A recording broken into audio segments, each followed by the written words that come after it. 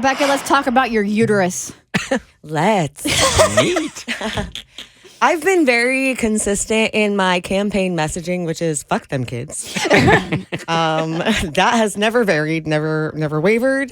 And I am very happy that my boyfriend's on the same page. So I was talking to a friend sometime this summer about birth control options because I am a huge recommender of the IUD. I think it's the best thing ever invented on this green earth.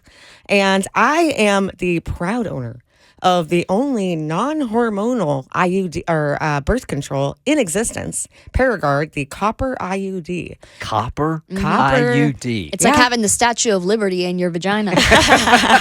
Just waving that torch saying, fuck them kids. I know. I was so excited to see if it would oxidize when it came out, if it was going to be green. Yeah. Did it? On the Personality Hires podcast, we did a funeral for Rebecca's IUD, and she brought in the intrauterine device from her previous tenure with it, and I was surprised that it looked pretty normal. What does one of those things look like? Well, I'll show you at the end of this break because I have it sitting in my lap right now. In your lap or Well, I have two in my area because one's up in me and one's sitting in a little biohazard jar in my lap. I'd rather see the jar one. We're Oh, missing that's the right. obvious joke because you said there's the Statue of Liberty is in Rebecca's uterus. So does that mean your uterus screams, "Give me your tired, your poor, your huddled masses yearning to breathe free"? My vagina is Ellis Island. Well, I was having a conversation with my good friend who was considering what birth control she wanted to try. And I always recommend Paragard because it's also one of the longest birth control lengths that you can have. Like you can have it for quite a long time. So she asked me, "Oh, how long have you had it and how long does it last?" And I was like, "Oh, it lasts 10 years, which is such a long time." And she was like, "When'd you get it?" And I was like, 2013. Okay, I got a real stupid question. It's going to make me look like an idiot, possibly. Does that mean you keep it up there for 10 years? You can keep it up there for 10 years. Oh, wow. Okay. But as I soon thought as maybe you had to take it out and put it in. Wash like, it? Yeah, like dish soap or something and then put it back. It's not like fucking dentures, all right? You're not going to take it home and put it. Yeah, and you're not supposed to take it out yourself either. Oh. It's a procedure. Oh. You have yes. to it's actually really controversial amongst women and like feminine healthcare is the fact that it's such a painful experience and they don't offer any kind of Numbing? anesthetic, any kind of numbing or anesthetic. Whereas, like, if you go in for a vasectomy, they're like, "We'll shoot you up with whatever." Yeah. But Right. we're just supposed to like grin down and bear it. So you have to go in there and then they insert all sorts of things in you to get it out? it's a long and arduous process, but I'm really bad at math because I went to art school. So if you heard me say that I got it done in 2013 and it lasts 10 years, so I thought nothing of that. My boyfriend immediately went very pale, Yeah. Because and you guys he's have, already pale. because you guys have been fucking for the last 2 years. Yeah. Or you've been fucking for the last 2 years, and your birth control is expired. He had no idea he was raw dogging it. Oh, man. I would have been in a panic also. I actually would have been pissed. So he was I would like, have been angry. Yeah, he was like, "When are you going to call your gynecologist?" And I was like, in the car ride from this friendship hangout, like, I'll call her. So I immediately made an appointment to get my IUD replaced. And I feel now that even though I will never have children, I feel like I have solidarity with women who have given birth because I have gone through an ordeal. So my gynecologist did something which I think is such a green flag. It's not what I got the first time around. She actually prescribed me medication the night before to soften the cervix and make the entire procedure go better. So I took the suppository and put it in Ellis Island. And I It was like, immigrated. it immigrated into Ellis Island into the beautiful waters of my uterus. Went through customs. Yes. Is it just a little itty bitty thing that you put up there? It was just a little pill and it's supposed to soften the cervix. I didn't give a single thought into what that meant or what that would mean, but I wake up at 3 a.m. in the most pain I have ever maybe been in. Like cramping? It felt like my pelvic bone was trying to separate from my uterus.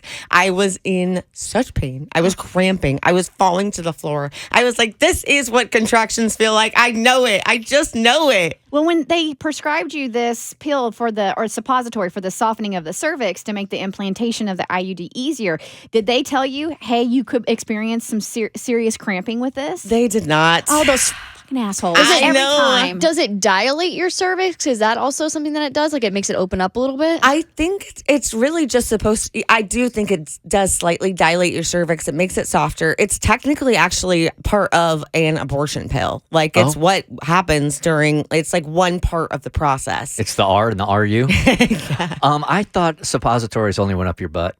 I didn't realize suppositories go up your vag. Well, yeah, there's vaginal suppositories and then there's rectal suppositories. What a neat combo. So there was that. I was in such pain. My very sweet boyfriend, I call him at 3 a.m. and I'm like, I think this is it. I don't think we're ever going to do anything ever again with Ellis Island. I think she's retired now forever. Borders are closing. And he's very sweet. He was like, I'll drive you tomorrow. We'll get some chocolate. You're doing this for us. This is great. I'm so appreciative. And I'm like, you know what? You're right. I'm a hero.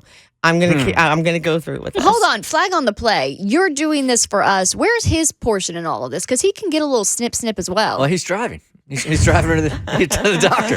He hasn't thought about getting a vasectomy. Well, that seems premature for that. Yeah, in this relationship, I wouldn't ask him to do that. Like it does seem more invasive than implanting an IUD, and that's permanent. Well, you have to go inside. No, you can reverse a vasectomy. They say you can, but you really can't. And he doesn't want kids, so like, why not just go for it? I don't know. It just is like it just seems more invasive. It's more of a process. I want an IUD anyway, so it was time. I was either going to yank it out or get it replaced, so one of them had to happen. I'm not saying you guys aren't going to be with each other for the rest of your lives, but for you to be with each other 2 years and him get a vasectomy, which is the doctors will tell you, think of this as permanent because it's super expensive if you try to. A lot of times it doesn't work and insurance doesn't pick it up. So to be in a relationship for 2 years, hopefully you guys make it, but if not, that's a permanent decision. That's True. even funnier because they haven't even been together 1 year. It's been Is that 1 year? 5 months. Okay, she said 2 years. Well, I said she's been fucking for 2 years because the IUD has been expiring for 2 years and then her relationship. But I want you to know, Bert Weiss, because I was curious about suppositories and I did. Said no one ever. So we know that there are rectal suppositories. Yeah. We know that there are vaginal suppositories. There are also penile suppositories. No Stop. way. You can put it like in the little hole.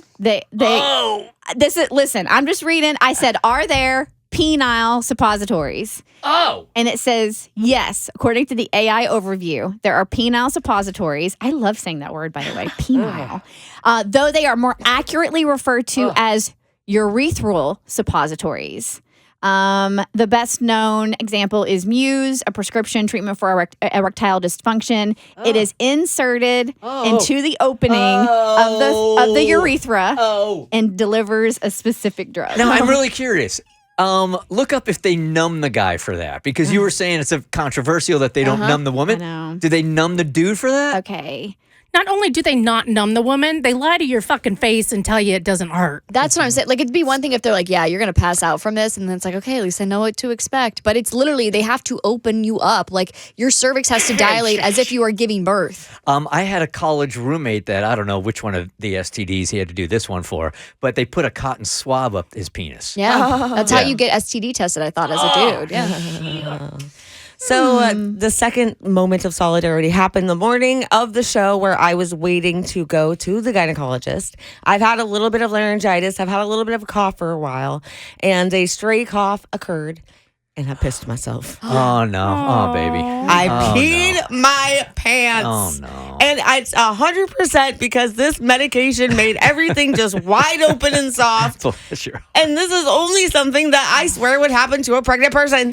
No, not just a pregnant person. True. I carry an extra pair of pants around in my car. Just in case. How often are you peeing yourself? Well, I mean, if it's like a really hard cough or a sneeze that comes out of nowhere and my legs aren't crossed and I'm not prepared, it could be bad. Yeah, Kristen especially said if that. I've been drinking. That's why you won't go on a trampoline, right? Correct. And that was long before I had Jimmy. All right. So The next Google search: does the penis get numbed before getting a urethral suppository? This would be tremendously upsetting if a guy gets numbed and a woman does not. That would be outrageous. They are definitely getting numbed.